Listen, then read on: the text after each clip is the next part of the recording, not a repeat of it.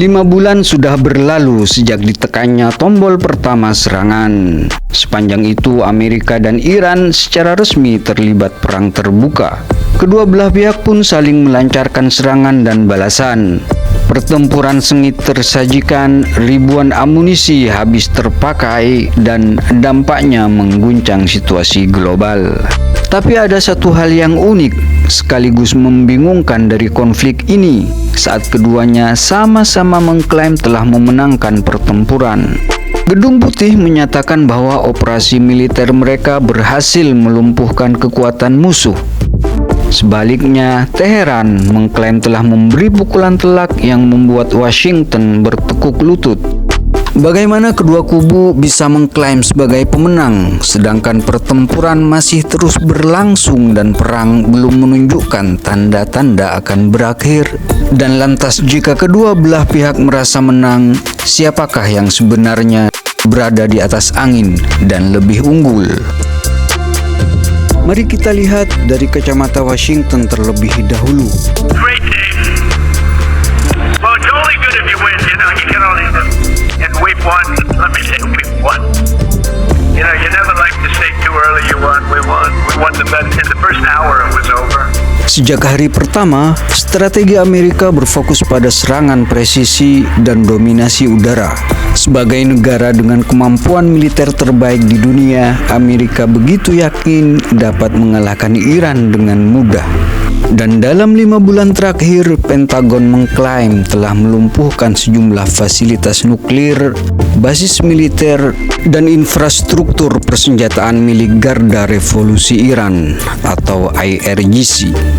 Bagi Amerika, kemenangan tidak selalu berarti menduduki ibu kota musuh. Dalam narasi mereka, kemenangan berarti keberhasilan meredam ancaman dan membuktikan bahwa teknologi mereka jauh melampaui lawan.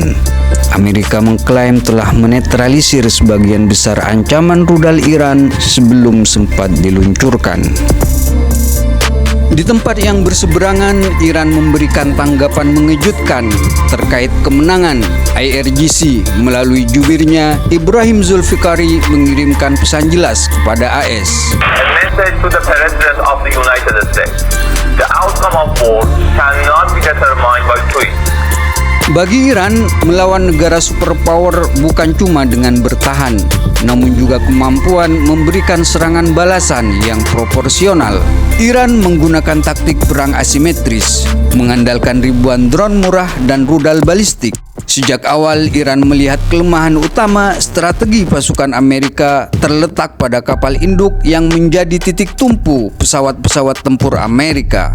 Teheran mengklaim berhasil menghancurkan pangkalan-pangkalan militer Amerika di kawasan, mengendalikan Selat Hormuz, dan membuat biaya perang Amerika membengkak drastis.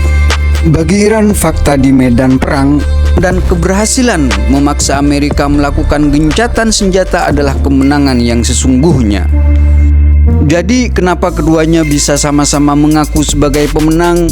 Jawabannya terdapat pada definisi kemenangan yang berbeda.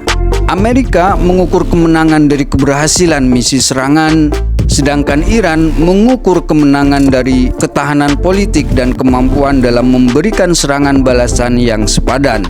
Kenyataan di lapangan, perang ini masih berada dalam posisi stalemate alias jalan buntu. Belum ada pihak yang bisa menumbangkan lawannya secara total hingga perang benar-benar berakhir. Dan yang jelas dari situasi ini adalah kedua belah pihak sama-sama mempertahankan tujuan dan kepentingan masing-masing menuju tatanan dunia yang baru. Memasuki bulan ke-6, gesekan militer dan perang narasi antar kedua negara masih terus berlanjut. Sementara opsi negosiasi sepertinya kian luntur setelah beberapa kali gagal mencapai kesepakatan. Pada akhirnya, dalam perang modern seperti ini, klaim kemenangan bukan hanya menjadi konsumsi politik, namun juga pertaruhan reputasi antara kedua negara. Semuanya masih berproses menuju hasil akhir. Bagaimana pendapat kalian tentang konflik ini? Apakah perang akan segera berakhir atau justru makin meluas? Tulis pendapatmu di kolom komentar.